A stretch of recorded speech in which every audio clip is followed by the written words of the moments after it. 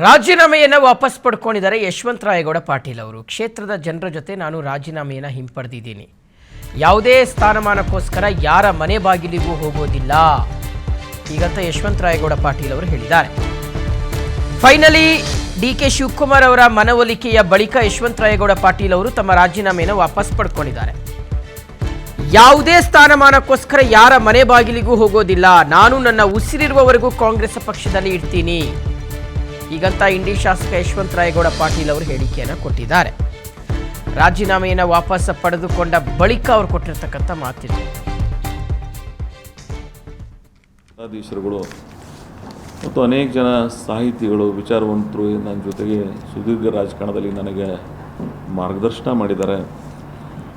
ಕೆಲವರು ಮೆಸೇಜ್ಗಳನ್ನು, ಕೆಲವರು ಫೋನ್ದಲ್ಲಿ ಹೇಳಿ, ಹಿಂಗೆ ಟೋಟಲಿ ಇಷ್ಟೆಲ್ಲರ ಜನರ ಭಾವನೆಗಳಿಗೆ ಹೋಗ್ಬಿಡ್ಬೇಕಾಗ್ತದೆ ಅಂತಕ್ಕಂಥ ವಿಚಾರ ಇಟ್ಕೊಂಡು ನನ್ನ ನಿರ್ಣಯವನ್ನು ನಿನ್ನೆ ಏನು ಮೊದಲು ನಾನು ಮಾಡಿದ್ದೆ ಅದನ್ನು ಬದಲಿಸಿ ಒಬ್ಬ ಶಾಸಕನಾಗಿ ಮುಂದುವರಿಬೇಕು, ಯಾವ ಜನ ನನಗೆ ಅಧಿಕಾರ ಕೊಟ್ಟಿದ್ದಾರೆ ಅವ್ರ ಜೊತೆಗೆ ಇರಬೇಕು ಅಂತಕ್ಕಂಥ ಒಂದು ನಿರ್ಣಯವನ್ನು ಮಾಡಿ, ಅದ್ರ ಒಂದು ನಿರ್ಣಯ ನಾನು ಇನ್ನೊಂದು ಮಾಡಿದ್ದೀನಿ, ನಮ್ಮ ಜನರ ಮುಂದೆ ಹೇಳಿ ಬಂದೀನಿ. ಇನ್ನು ಇಡೀ ನನ್ನ ಜೀವನದಾಗ ಯಾರ ಮನೆ ಬಾಗಿಲಿಗೆ ಯಾವುದೇ ಸ್ಥಾನಮಾನಕ್ಕಾಗಿ ನಾನು ಹೋಗೋದಿಲ್ಲ ಅಂತಕ್ಕಂಥ ಒಂದು ನಿರ್ಣಯವನ್ನು ಮಾಡಿದ್ದೀನಿ. ಯಾಕೆಂದ್ರೆ ಅವರಾಗಿ ನನಗೆ ಮಾತು ಕೊಟ್ಟಿದ್ದರು, ಅದನ್ನು ಅವ್ರು ಉಳಿಸ್ಕೊಳ್ಳೋದು ಬಿಡೋದು ಅವ್ರಿಗೆ ಬಿಟ್ಟಿತ್ತು.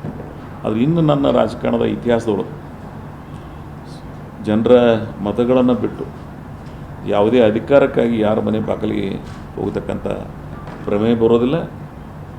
ನಾನು ನಿನ್ನೆ ನಮ್ಮ ನಾಯಕರುಗಳು ಮಾತಾಡೋದಕ್ಕೂ ಅದೇ ಹೇಳೀನಿ, ಇಲ್ಲ will do something will see. ನಾನು ಇಡೀ ಲೈಫ್ನಾಗ ನಾನು ಇಲ್ಲಿವರೆಗೆ ಸಕ್ರಿಯ ರಾಜಕಾರಣದಾಗ ಇರ್ತೀನೋ, ಎಲ್ಲಿ ತನಕ ಜನ ನನಗೆ ಅವಕಾಶ ಕೊಟ್ಟಿರ್ತಾರೆ, ಆದರೆ ಯಾವುದೇ ಸ್ಥಾನಮಾನಕ್ಕಾಗಿ ಯಾರ ಹತ್ರನೂ ಸಹಿತ ನನ್ನ ನಿವೇದನೆಗಳನ್ನು ತೊಗೊಂಡು ಹೋಗ್ತಕ್ಕಂಥ ಪ್ರಯತ್ನ ನನ್ನ ಲೈಫ್ನಾಗ ನಾನು ಮಾಡೋಂಗಿಲ್ಲ.